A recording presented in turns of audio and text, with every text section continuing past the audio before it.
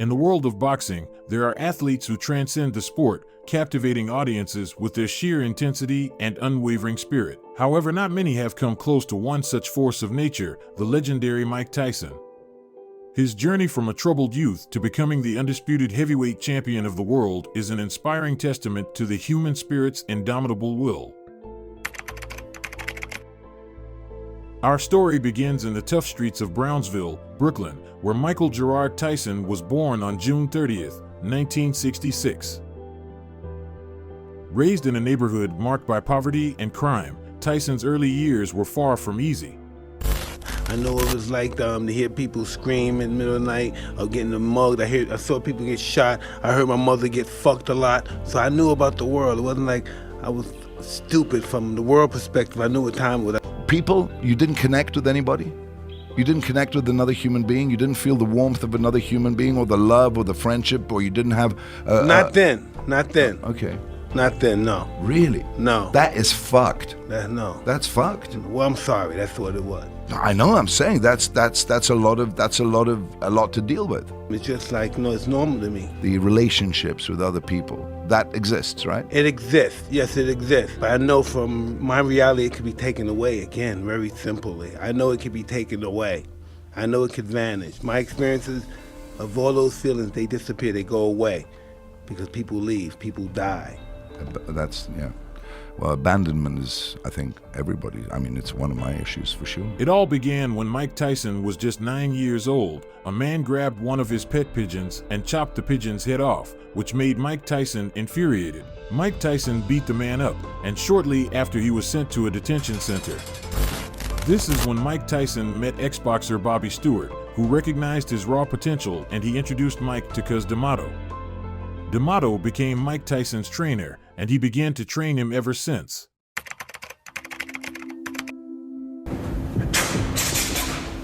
That's it. There you go. Now you got again. Who's the last guy to stop? Time. D'Amato not only trained Tyson in the art of boxing, but also became a mentor and father figure to the troubled youngster. He instilled discipline, focus, and a burning desire to succeed in the sport. Tyson's early life was rife with challenges, but his dedication and the mentorship he received from Cus D'Amato played a pivotal role in his transformation.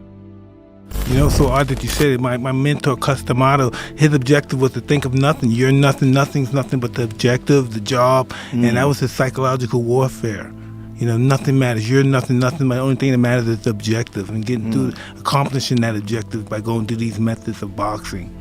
Do you ever stop and think about how fortunate it was you ran into that guy?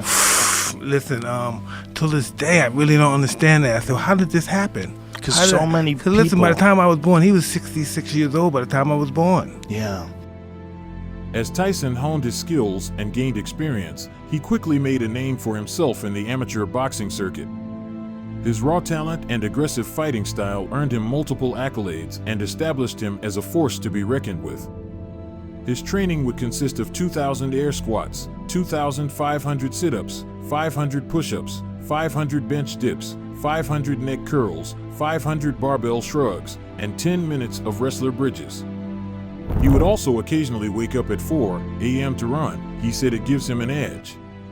Why are you out running 4:30, 5 o'clock in the morning and not later in the day? Or why do fighters do that? Because I don't want to do it. If the discipline is to do things that you don't want to do. I think I want to get up before and run. I want to get up, and sometimes I get up and run. I see guys, and I like to hang out.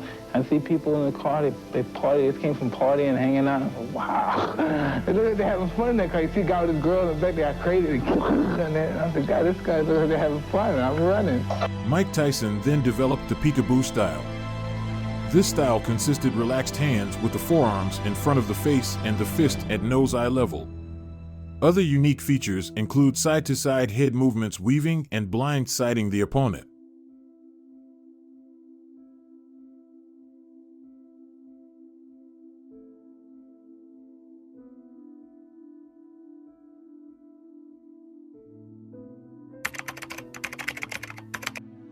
Tyson made his professional debut as an 18-year-old on March 6, 1985, in Albany, New York. He defeated Hector Mercedes via first-round TKO and became a professional boxer. Now Mike Tyson would start going on a streak of 50 consecutive wins, which 44 of the wins would come from 44 knockouts. He was considered an absolute beast of a fighter, and everyone would fear fighting him, with some exceptions. This gonna be a fight. Tyson, and you know it. You hit me, I'm gonna kill you. I'm gonna kill you. I want Mike Tyson. Point blank. Michelle C. Tyson. He's a mo, and I'm gonna knock him out. Now I'm gonna show you something. Feast your eyes on a real heavyweight. Mitch Blood Green was a gang leader, and he would start uploading these videos calling out Mike Tyson and that he wanted a fight, so Mike Tyson accepted his offer. There was no social media back then, so he would go with HBO and other news to start posting these clips, which would make the fans excited for this fight. Mike Tyson can be seen entering the ring with confidence, ready to prove this gang leader wrong.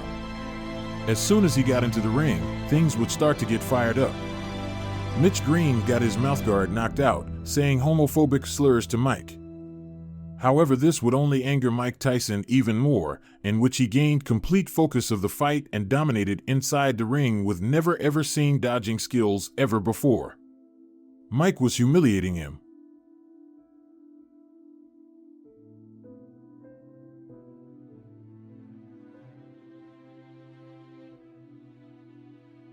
Mike Tyson would then be declared the winner of the fight against the other fighter.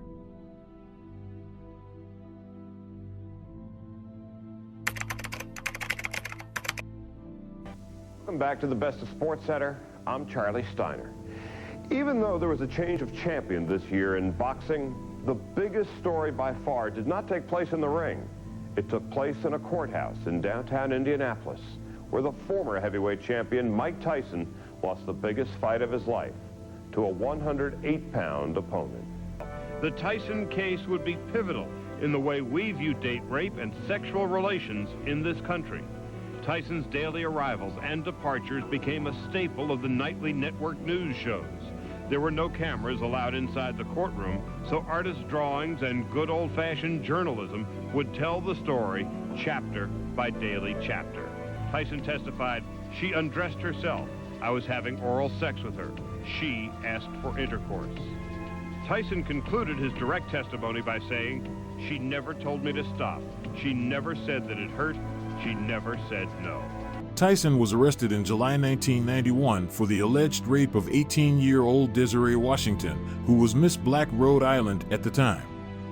He was convicted in 1992 and sentenced to 6 years in prison along with 4 years of probation. Mike Tyson was in prison for 3 years. After he was released from prison in 1995, he came back with a monster physique. Introducing the one, the only Mike Tyson. He had his first fight with Peter McNeely. It was notable how prison made Mike Tyson more brutal of a fighter. Mr. Tyson's corner. Let's get it on. Last few months, and here we go. And McNeely, as advertised, comes right at Mike Tyson. Down goes McNeely. Seconds into the first round. On the canvas.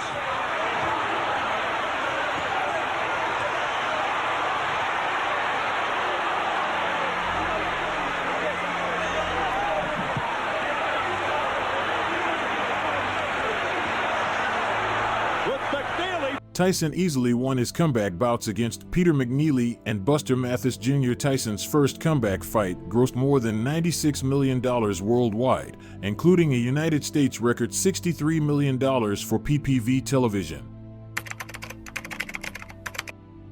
Mike Tyson's last fight took place in Los Angeles, where he would fight Roy Jones Jr. in 2018. Mike Tyson with a cavalcade of first-round knock. Sum it up, get him. Oh, and there's a double left hook by Tyson. But it's Tyson who appears to have those keys to victory. 40 seconds, and again, battering the body. Quit on his stool nearly 3 years after Roy Jones Jr. And a little help from Mr. Snoop Dogg, plus International. They would both fight with the best of their efforts. The fight would later be decided by the judges to be a draw. And both fighters did not win nor lose. The former WBC World Champions is a draw. If you enjoyed the video, make sure to leave a like and comment what you think about it. Subscribe to see more videos like these as they take a lot of time to make.